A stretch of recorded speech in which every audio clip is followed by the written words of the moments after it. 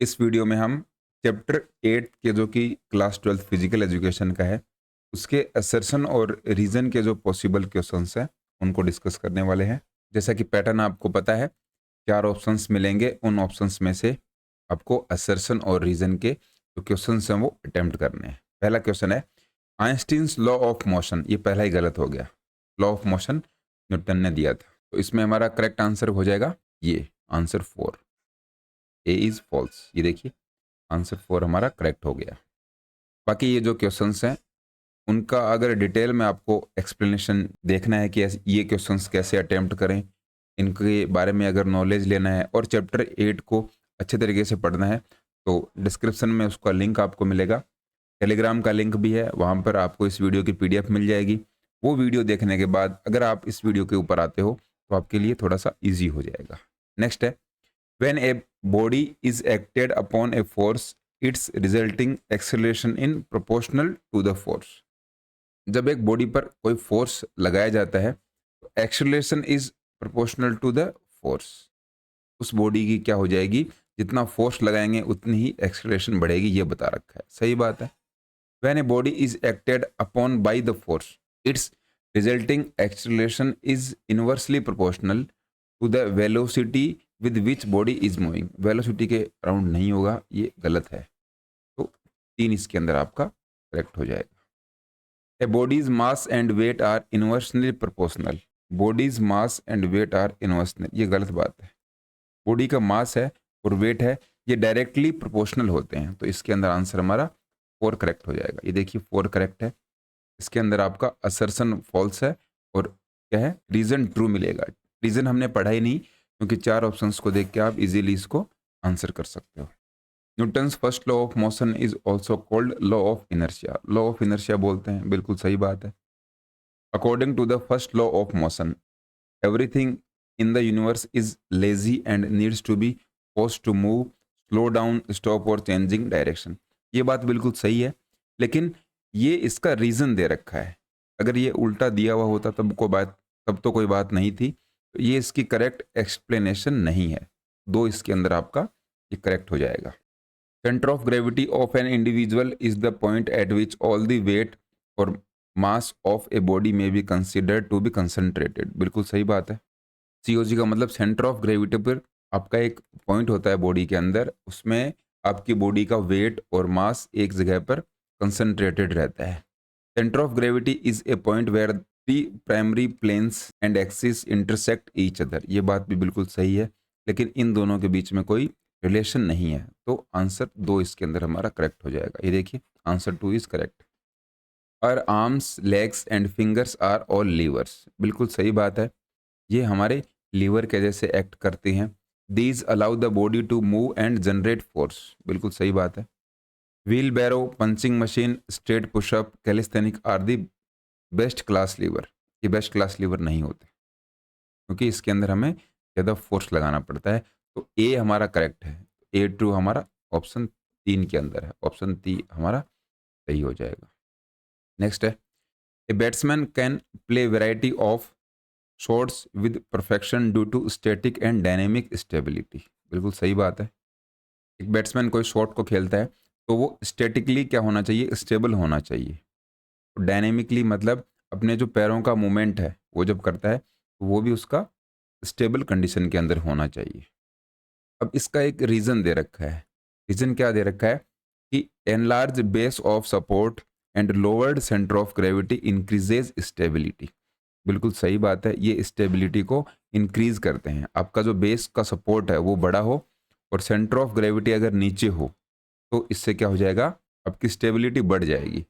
सही बात है, ये आंसर 1 करेक्ट हो जाएगा, क्योंकि क्या है, ये इसकी करेक्ट एक्सप्लेनेशन है।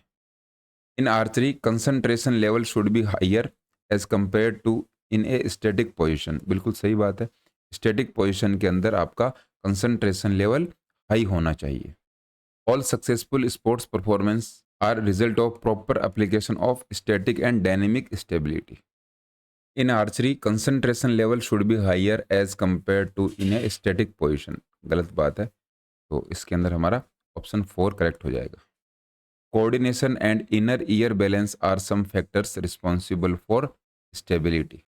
कोऑर्डिनेशन और इनर ईयर बैलेंस है, ये क्या है, रिस्पॉन्सिबल फैक्टर हैं स्टेबिलिटी के लिए। सही बात है।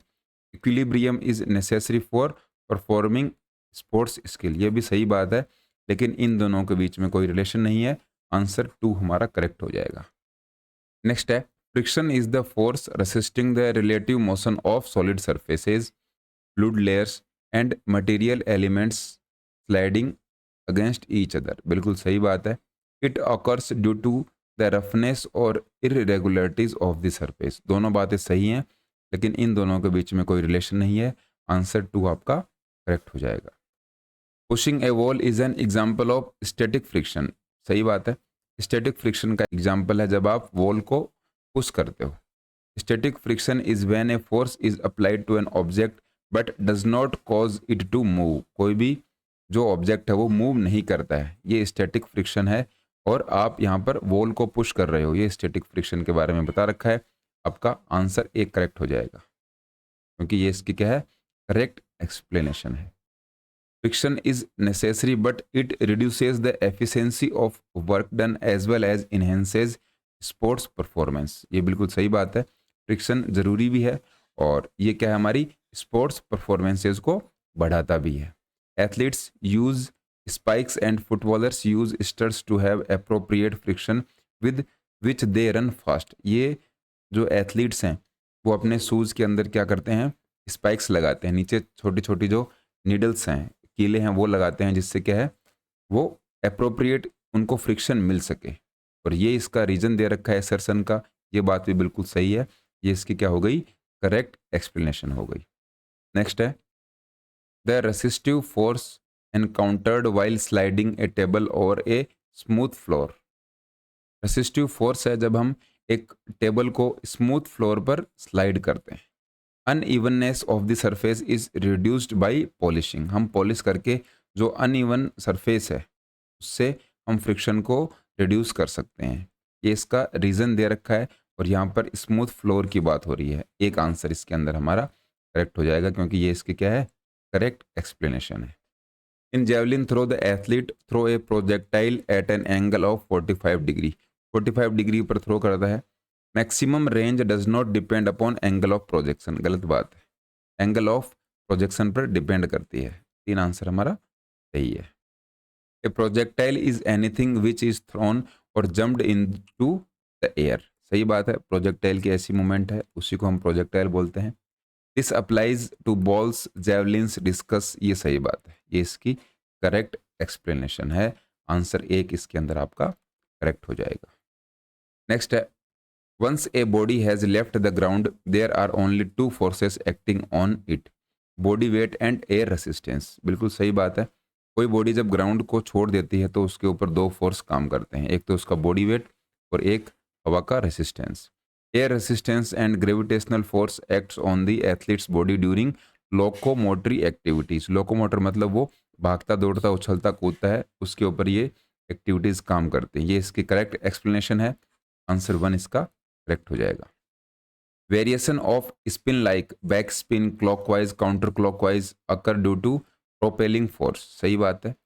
Propelling force produces certain effects depending upon its point and direction of application, ये इसकी करेक्ट एक्सप्लेनेशन है। आंसर 1 इसके अंदर हमारा करेक्ट हो जाएगा।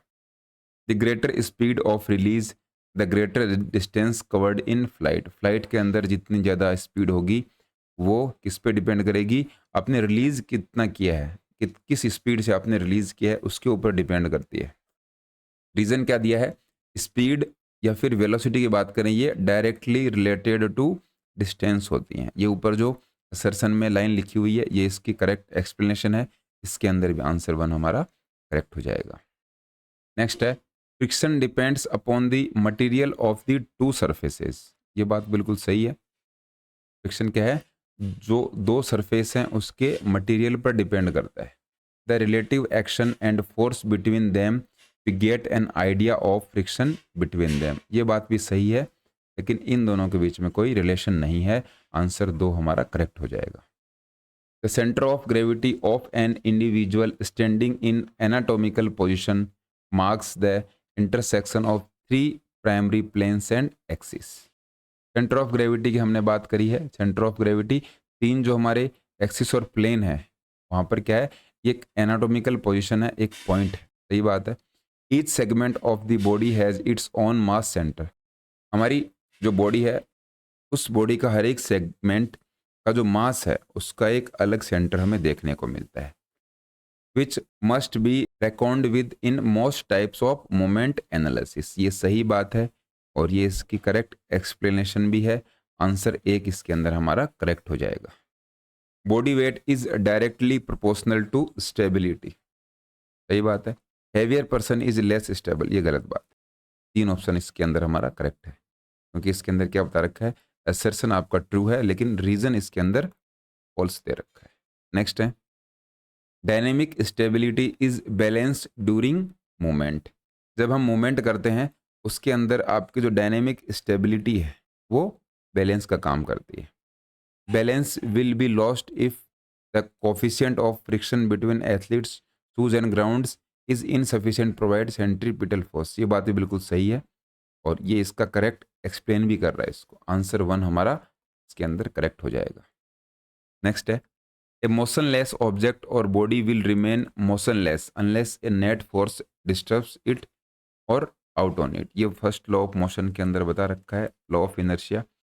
For a pass in basketball the ball will remain in players hand until applies a force. ये इसी के बारे में एक्सप्लेन कर रखा है, तो ये भी इसकी क्या है, करेक्ट एक्सप्लेनेशन है। आंसर 1 इसके अंदर हमारा करेक्ट हो जाएगा।